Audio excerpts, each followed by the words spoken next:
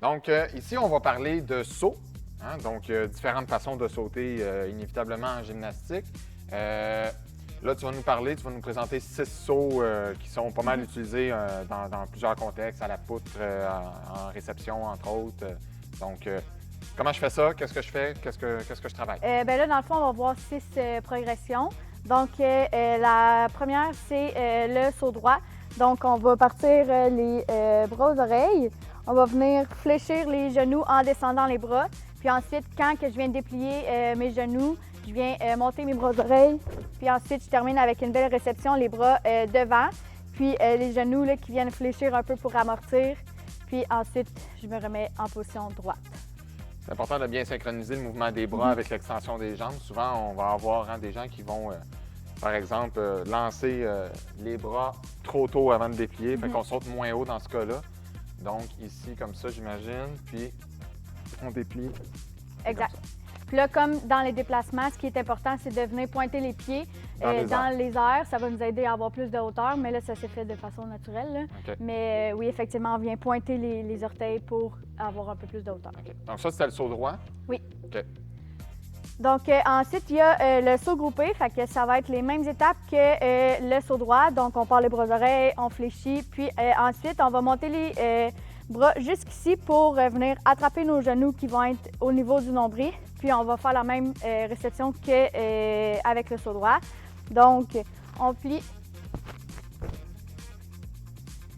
Puis ensuite, on se remet droit. Ça prend un petit peu plus de vitesse dans celui-là, dans le fond, pour être capable au moins. On vient-tu agripper les genoux ou on vient juste toucher les genoux? On peut juste venir toucher les genoux. OK. Donc, je pars dans cette posture-là. Je descends. Comme ça. Perdu un peu l'équilibre, trop vers l'avant. Exact. Okay. Donc, oui, c'est ça. Là, ce qu'on a vu, c'est que le corps il était un petit peu penché vers l'avant pendant le saut groupé. Donc, on a perdu l'équilibre vers l'avant. Erreur qui doit se produire souvent, oui, j'imagine. Exact. Puis la même chose par en arrière. Donc, il y en a qui vont un peu trop lancer les jambes vers l'arrière puis pas contracter leurs abdos. Donc, ça se peut qu'ils tombent vers l'arrière. Mais l'important, c'est de garder vraiment là, le corps fixe, droit. Là. Puis, on vient vraiment monter les genoux sans essayer que notre corps il se balance. D'accord. Donc, un bon point à penser si on se rend compte qu'on est trop vers l'avant ou trop vers l'arrière, ajuster. OK. Okay. Ensuite, il va y avoir le saut écart. Donc, l'écart, dans le fond, c'est la position qu'on veut. Les jambes, ils vont être sur le côté comme ça. Les genoux, on veut vraiment qu'ils pointent vers le haut. On ne veut pas qu'ils pointent vers l'avant. Donc, on ne veut pas nécessairement que ça ressemble à... nous, on l'appelle Patrick l'étoile de mer. Là. Mais on ne veut pas que les genoux ils pointent vers l'avant. On veut vraiment que le genou il pointe vers le haut. Puis, les bras, dans le fond, ça va être comme la position groupée. Donc, on va arrêter les bras ici. Puis, les jambes, ils vont suivre sur le côté. Puis ensuite, on fait une belle réception. Donc, comme ça. La réception, les bras en avant sur le côté? Pour cela, on peut, ça peut être un peu plus large que les épaules, mais pas nécessairement sur le côté. OK. Fait que dans le fond, mes bras restent pas mal là dans les airs. OK. Donc, quand on est moins souple, j'imagine qu'on ouvre moins grand, Oui, on force pas le... Non, c'est ça. On veut pas nécessairement aller trop haut puis fléchir les jambes. Dans le fond, ce qui est important, c'est de garder les genoux serrés puis les pieds pointés. Fait au fond, mieux vaut chercher à... Comme ça, mais là, j'ai pas gardé mes bras en avant, mais chercher à faire le bon geste avec les pieds plutôt que de chercher à faire un grand écart. Oui, exact. OK. On va essayer. Voilà. Donc là, les jambes étaient tendues puis les pieds ils étaient pointés. C'est ça qui est important. Yay! Ensuite, il y a le saut carpé. Pour cela, je vais le faire de côté. Donc, les deux jambes vont être vers l'avant. Puis, dans le fond, là, ça va être comme la position statique qu'on a vue tantôt. Sauf que là, ça va être dans les airs, dans le fond. Fait qu'on va venir monter les deux jambes vers l'avant. C'est important de garder les genoux serrés, puis les deux jambes collées ensemble, puis de venir pointer les pieds. Donc, les bras, dans le fond, là, ce qu'ils vont faire, c'est on va plier comme tantôt. On va venir toucher les chevilles. Puis après ça, on va refaire notre position statique. Donc, encore une fois, ce qui est important, c'est de ne pas monter trop haut puis de fléchir les jambes. C'est de monter au maximum de hauteur qu'on est capable en gardant les genoux serrés puis les orteils pointés. J'imagine que si j'ai pas la souplesse d'aller toucher à mes chevilles, je fais comme si j'y touchais, mais j'y touche pas. Oui, exact. OK. Donc j'essaie de ce côté-là. Comme Voilà. ça. Oui. OK. Cool. Ensuite, il y a le saut demi-tour. Donc, on va faire une rotation de 180 degrés. Donc, je viens vraiment, si je regarde vers l'avant, la réception que après mon impulsion, dans le fond, je vais atterrir du côté inverse.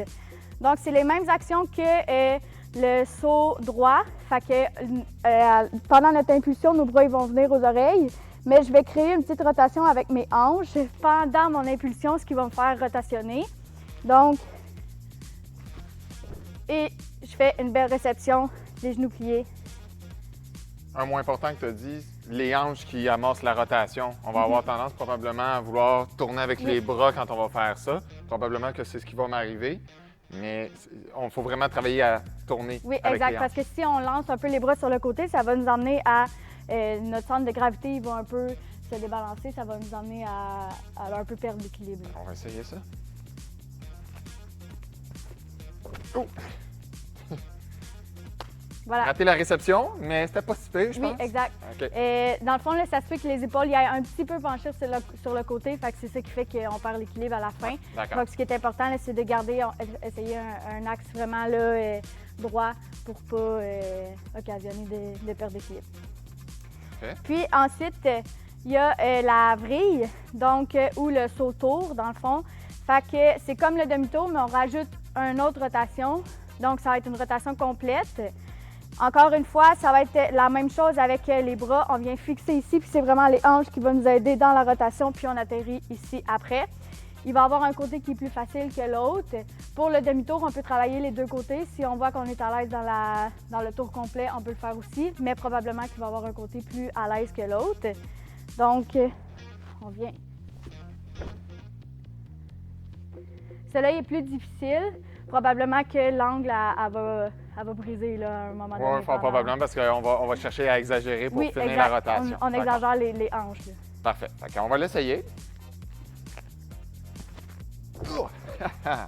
Voilà, donc... Fait que là, j'ai cassé. Oui, c'est oui, ça. OK. Fait que c'est vraiment l'angle des épaules, dans le fond, là, qui ont débalancé à un moment donné. Donc, c'est pour ça que la réception est allée là vers l'arrière. D'où l'importance de bien travailler ta demi-vrille avant oui, de faire... exact, avant d'aller tout de suite à la vrille. D'accord. Donc, c'est important. Si on n'est pas capable, on reste à abandonne demi-vrille. la vrille. D'accord. Oui, exact.